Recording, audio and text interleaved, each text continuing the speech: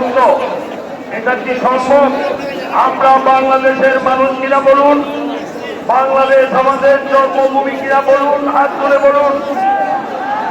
আমরা বাংলাদেশি তো, আমাদের পরে অত্যাচার কেন হবে? আমরা গতকাল আমাদের একজন অধ্যাপক কুশল চক্রবর্তী প্রতিষ্ঠিত সনাতন বিদ্যার্থীর একটি সভা করতে গিয়েছিলাম বেগম রোকেয়া সেই বিশ্ববিদ্যালয়ে। ওখানে আমাদের উপর অনেক অত্যাচার উৎপীড়িত হয়েছে, আমরা সেটা এখানে বলাই বাহুল্য বলে আমি মনে করি। সুধীমণ্ডলী, আমাদের উপর অনেক বাজে কথা আমরা পেয়েছি, তবে সাংগঠনিকভাবে কোন উৎপীড়ন আমাদের হয়নি, এটা আমি বলতে পারি। আমাদের উপর চাপ সৃষ্টি করা হয়েছে। সুধীমণ্ডলী, এমন অবস্থায় আমার বক্তব্য আমি দীর্ঘায়িত করতে চাইব না।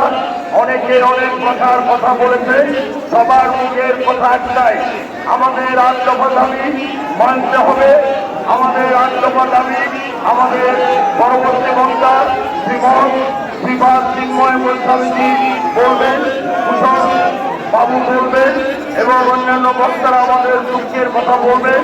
সুধীমণ্ডলী, মাতৃমণ্ডলী, আমি এখানে আসার পরে আমাদের উপর যেসব চাপ সৃষ্টি হয়েছিল, সেই চাপে আমাদের এই রংপুরবাসী যুবক ভাইরা যেভাবে আমাদের প্রোটেকশন দিয়েছেন, আমি আন্তরিকভাবে সেই যুব সমাজকে ধন্যবাদ জানাতে চাই।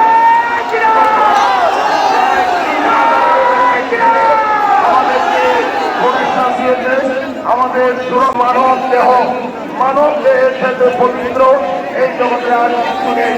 এখানে হিন্দু এটা বড় কথা নয়। আমরা মানব জাতি, প্রত্যেকটি ধর্মের মানুষকে শ্রেষ্ঠত্ব দিয়েছে। মানুষ সবার উপরে শ্রেষ্ঠ, সবার উপরে মানুষ শ্রেষ্ঠ, তাহার উপরে নাই। সেই মানুষ যদি মানুষকে অত্যাচার করে, সেটা সহ্য করা যায় না। তাই অসহনীয় পরিবেশ সহ্য করতে না পেরে আমরা সন্তমণ্ডলী, সাধু সমাজ, আমরা রাস্তায় নেমেছি আপনাদের সুরক্ষার জন্য।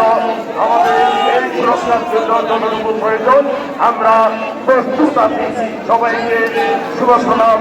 ওম সর্বে মঙ্গলম ভুয়া, সর্বে সরস্বতী রাময়া, সর্বে ভদ্রাণে পৈতস্য মা দুঃখবাদ হবে।